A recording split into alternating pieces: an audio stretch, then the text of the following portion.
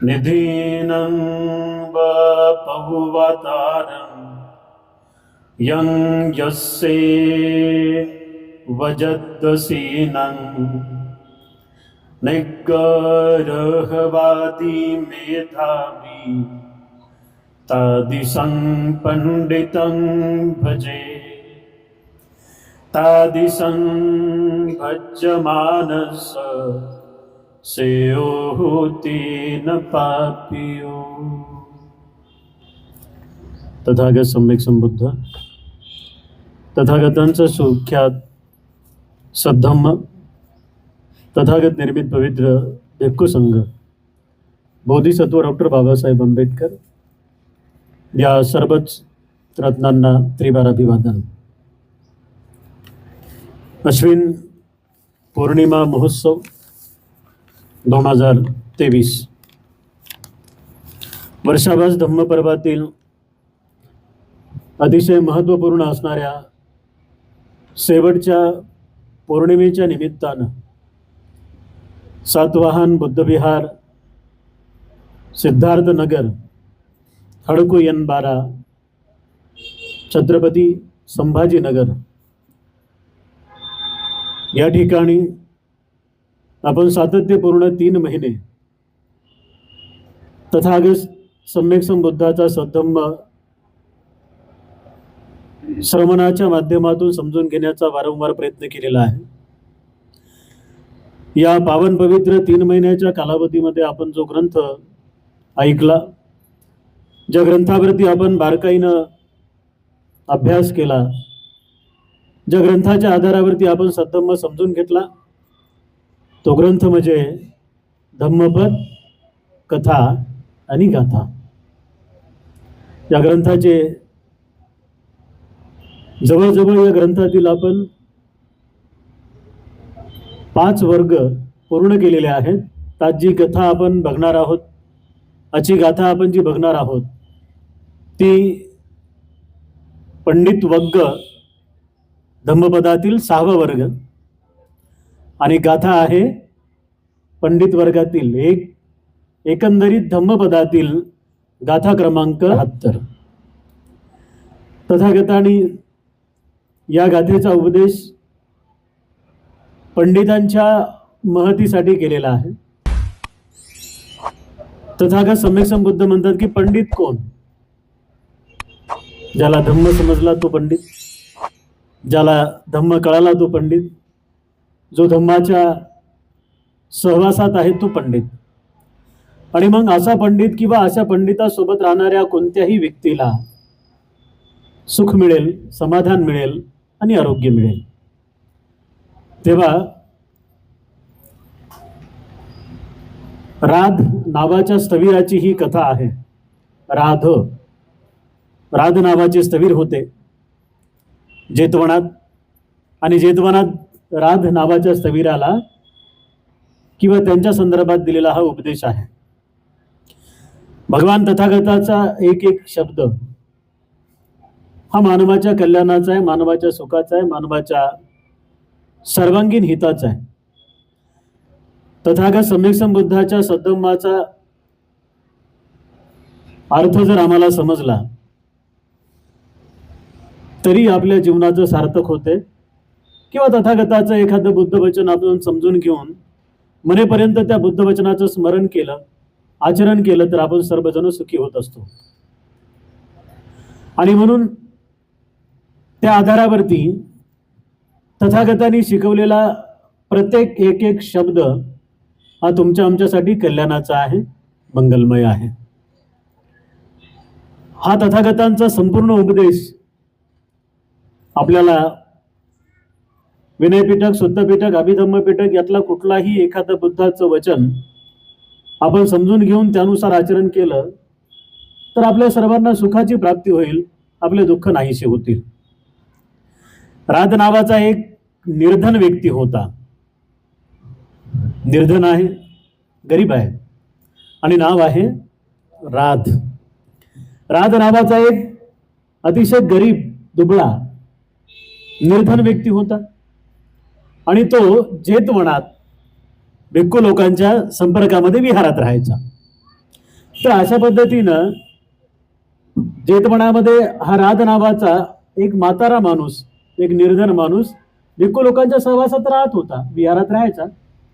तर हे राध नावाचे जे ग्रस्त आहेत, हे म्हातारे आहेत, वयोवृद्ध आहेत आणि हे निर्धन आहेत, म्हणजे पैसा नाही त्यांच्याकडे, आणि ते जेतवनात भिक्खूच्या सेवेसाठी तिथे आहेत.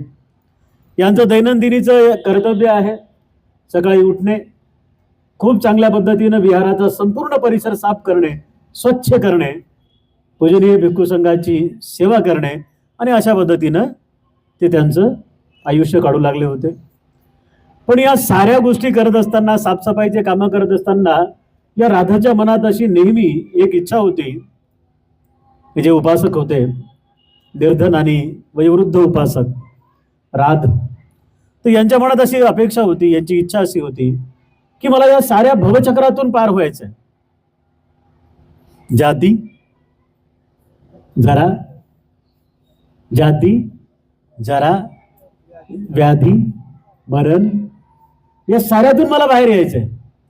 पुन्हा जन्म नको, पुन्हा दुःख नको, पुन्हा ती आसक्ती नको, असं त्यांच्या मनाला वाटायचं. त्यांच्या मनात ती इच्छा होती की मला बाहेर निघायचंय, बाहेर निघायचंय.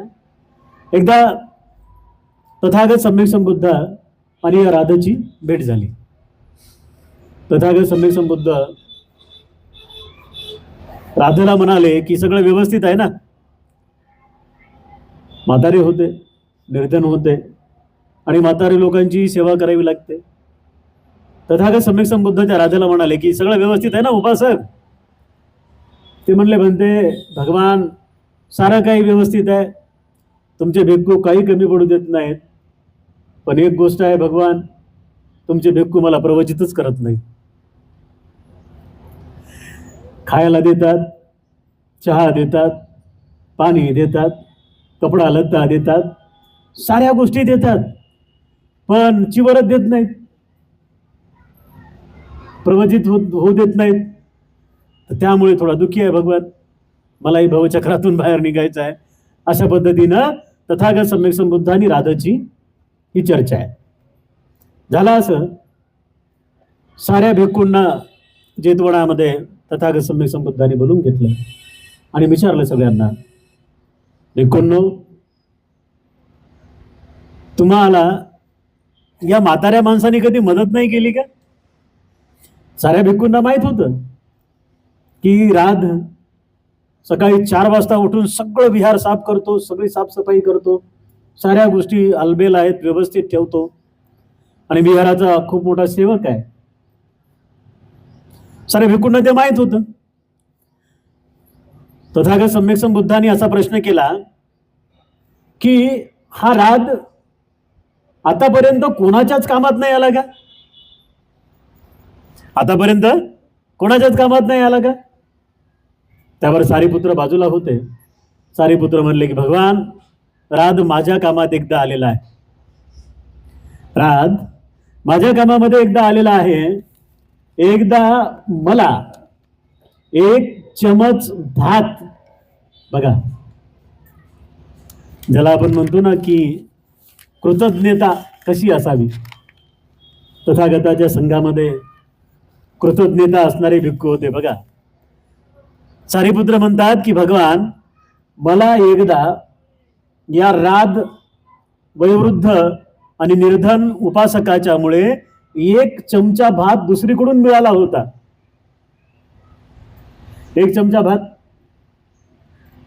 आणि 1 चमचा भात मला दुसरीकडून मिळाल्यामुळे मला त्यांच्याबद्दल कृतज्ञता आहे.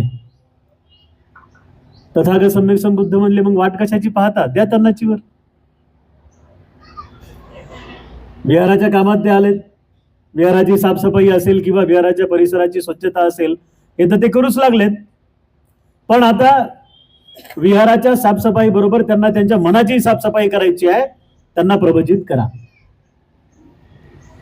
तथागत सम्यक संबुद्धाच्या आदेशावरून राध नावाच्या या निर्धन वयोवृद्ध ग्रस्ताला प्रवचित करण्यात आलं. यावरून एक लक्षात येतं की तथागत सम्यक संबुद्ध म्हणतात की भिक्खूंनो, तुमच्या धम्ममय आयुष्यामध्ये जर कोणी तुम्हाला एक ग्लास पाणी जरी पाजलं असेल तरी त्याच्याबद्दल तुम्ही कृतज्ञता पाळली पाहिजे, त्याच्या उपकारामध्ये राहिलं पाहिजे, त्याचं स्मरण केलं पाहिजे आणि त्याला योग्य वेळी त्याच्या कर्माच्या आधारावरती त्याला सद्धम्माचा उपदेश केला पाहिजे, जेणेकरून त्याच्या संपूर्ण दुःखाचा अंत होईल आणि तो सुखी समाधानी आरोग्यदायी आपलं जीवन जगेल. सारीपुत्राने राध नावाच्या या निर्धन गृहस्थाला प्रवचित केल्यानंतर काही दिवसातच, आता भिक्खू संघात असतो राहायचं, भिक्खू संघात राहिल्यामुळे ध्यान सगळं माहीत होतं, सगळ्या ध्यानाच्या स्टेप माहीत होत्या आणि त्यामुळे खूप लवकरात लवकर त्यांनी श्रोतापन्न, सकृतागामी, अनागामी आणि अरहंत पद प्राप्त केलं. अशा पद्धतीनं राध नावाचे ते ग्रस्त आपल्या जीवन मरणाच्या संपूर्ण फेऱ्यातून बाहेर गेलेत, म्हणजेच भवचक्रातून बाहेर आले. माझं नाव आर्यराव वाघ. जातीपी दुःख, व्याधीपी दुःख, जरापी दुःख, मरणपी दुःख, अपियो संपयोगो दुःखात यो विपयोगो दुःखात यंपिंचंग न लब्बंती तंपी दुःख संकित्तेन पह्ये उपादास्कंदापी दुःख. रूप रूप, वेदना, संज्ञा, संस्कार, विज्ञान. मराठीचा. जन्म हे दुःख आहे, आजारपण हे दुःख आहे, म्हातारपण हे दुःख आहे, मरण हे दुःख आहे, अप्रिय लोकांचा सहवास हे दुःख आहे, प्रिय लोकांचा वियोग हे दुःख आहे, इच्छांची पूर्तता न होणे हे दुःख आहे, संख्येचा विचार केला तर 5 उपादास्कंद हे दुःख आहेत. रूप, वेदना, संज्ञा, संस्कार, विज्ञान. शाबास.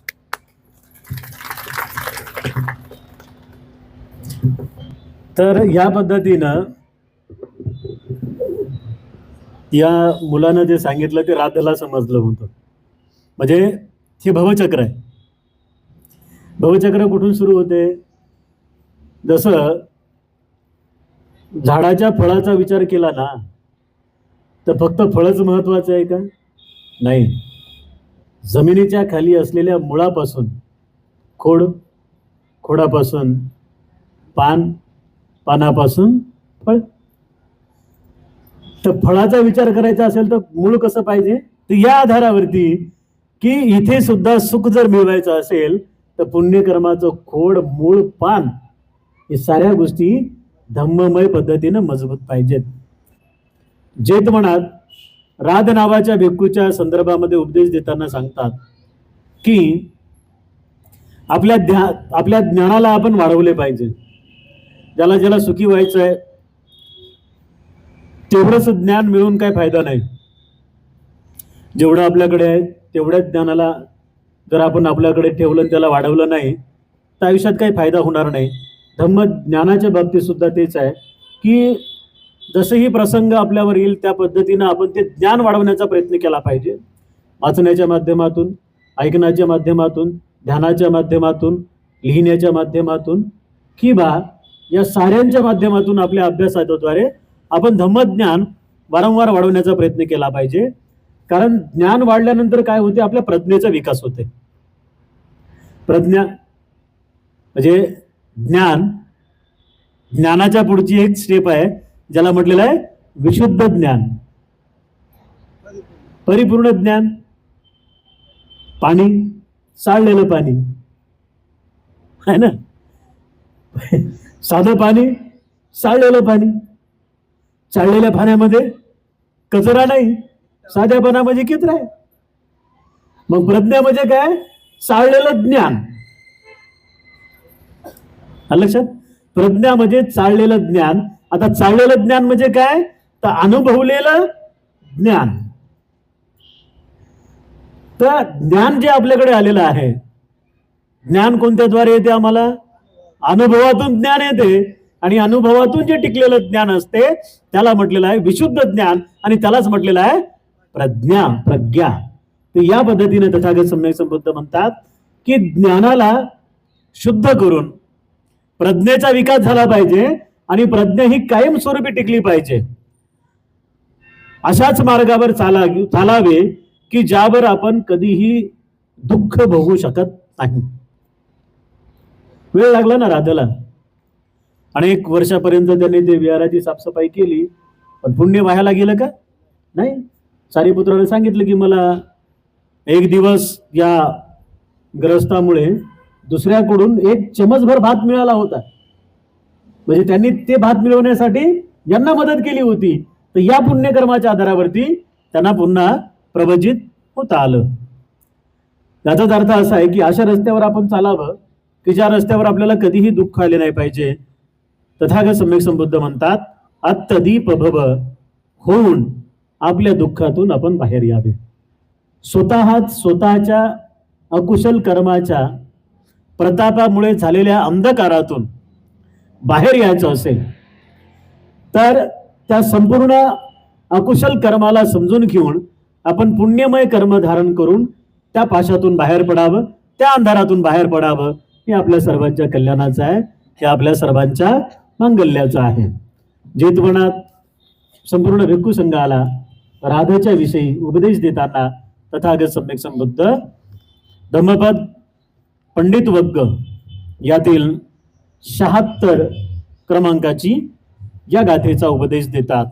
बुद्ध म्हणतात, निधिनं बपौवतारं यं पसे वजद्दसीनं निगरहवादी मेधावी तादिसं पंडितं भजे तादिसं भज्यमानस सेयो होती न पापियो. अर्थ, जणू काय म्हणजे गुप्तधन दाखवणाऱ्या व्यक्तीप्रमाणे सांगण्याप्रमाणे व्यक्ती आपणात जे वर्ज ते दाखविणारा, वाईट पासून मागे खेचून उपदेश करणारा असा कोणी बुद्धिमान जर भेटला ना तर तशा प्रकारच्या पंडिताला भजावे. त्याच्या सारख्याला भजल्याने श्रेय होईल, अकल्याण होणार नाही. आणि म्हणून उपासक आणि उपासिकांनो, आजच्या वर्षावासातील शेवटच्या पौर्णिमेच्या दरम्यान आपल्या सर्वांना खूप खूप मंगलमैत्री अर्पण करतो. आजपासून आपला धम्मपद कथा आणि गाथा हा ग्रंथ इथे संपत आहे.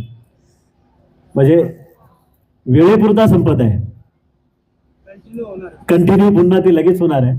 आपला वर्षावास झाल्यानंतर एक 10-15 दिवसानंतर पुन्हा पुढचंही पौर्णिमेचं शिबिर आपण खूप चांगल्या पद्धतीनं घेण्याचा विचार करूया. तर आजच्या या धम्मसंस्कारामध्ये, धम्म शिबिरामध्ये जवळजवळ 41 लोकांनी भाग घेतला. 41 लोक आजच्या धम्म शिबिरामध्ये होते.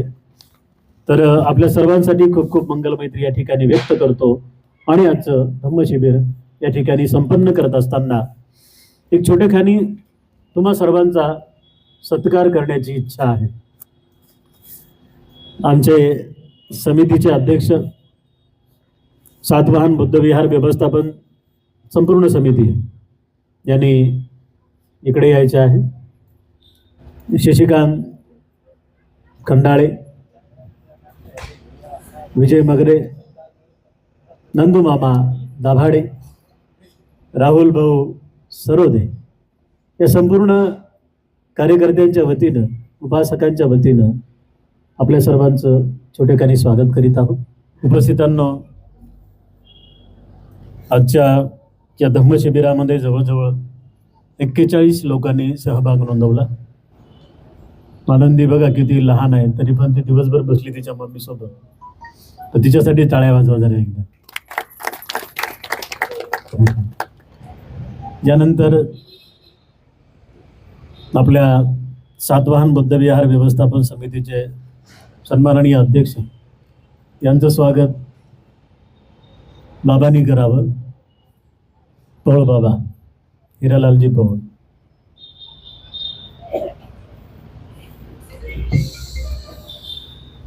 इथं फुल दिलं, टाळ्या वाजवा. सातवाहन बुद्धविहार व्यवस्थापन समितीचे सन्माननीय उपाध्यक्ष विजूभाऊ मगरे यांचं स्वागत मिसळ भाऊनी करावं.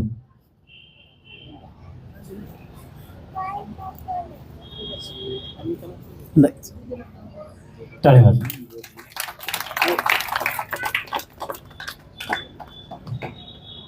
नंदू मामा दाभाडे खजिनदार यांचं स्वागत आमचे बाबा सुखदेव बाबा मगरे हे करतील.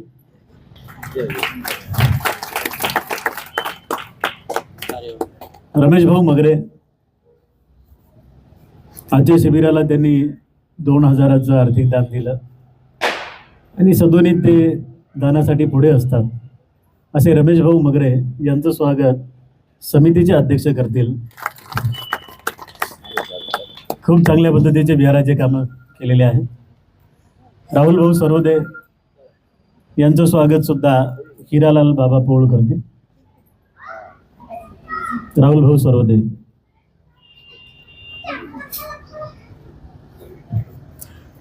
आनंद भाऊ सुखदेवराव मगरे यांचं स्वागत सुद्धा बाबा करतील. आमचा अतिशय आज जे राध पाहिलं ना आपण, राध विहाराची साफसफाई करणारा, तर तो बुद्ध काळातला राध आहे आणि हा आधुनिक काळातला राध आहे आपला MK किशोर निकम पोळ बाबा. आपल्या सगळ्या बुद्ध विहाराच्या वतीनं स्वागत होत आहे. उपस्थित उपासक आणि उपासिकांनो, आपल्या सर्वांसाठी खूप खूप मंगलमैत्री. सर्वांचं स्वागत या ठिकाणी झालं असं मी जाहीर करतो. सगळ्यात महत्वाचं म्हणजे एवढा वेळ देणं सकाळी 6 वाजेपासून, तर हे फार मोठं काम आहे असं मला वाटते. या ठिकाणी आपल्या सर्वांच्या वतीनं पूजनीय भदंत रत्नदेवजी थेरो यांचं स्वागत आपण सर्वांच्या वतीनं करावं, मी असं सन्माननीय अध्यक्ष यांना विनंती करतो. आणि त्यांनी समितीच्या वतीनं व सर्व उपासक उपासिकाच्या वतीनं त्यांनी पूजनीय भदंत यांचं स्वागत करावं. साधू साधू. सर्वांच्या विषयी मंगलमैत्री व्यक्त करत असताना ज्या ज्या लोकांनी या वर्षावासामध्ये चिवरदान दिलेले आहे त्या सर्वांप्रती खूप खूप मंगलमैत्री अर्पण करतो. आपल्या समितीच्या माध्यमातून विहाराचं खूप चांगल्या पद्धतीनं काम सुरू आहे. आणखी त्यांचे काम सुरूच आहेत. त्यामुळे जिथे जिथे त्यांना मदत लागेल तिथे तिथे आपण सर्वांनी उभं राहावं, कारण हे सर्वांचं सामुदायिक पद्धतीचं काम आहे. आजच्या या धम्म शिबिराची सांगता करत असताना आपल्या सर्वांच्या प्रती खूप खूप मंगलमैत्री अर्पण करतो. आपल्या सर्वांचं मंगल हो, आपल्या सर्वांचं कल्याण हो, अशी मंगलमैत्रीची भावना व्यक्त करून अश्विनी पौर्णिमेच्या निमित्तानं घेण्यात आलेल्या धम्म शिबिराचा समारोप झाला असं मी जाहीर करतो.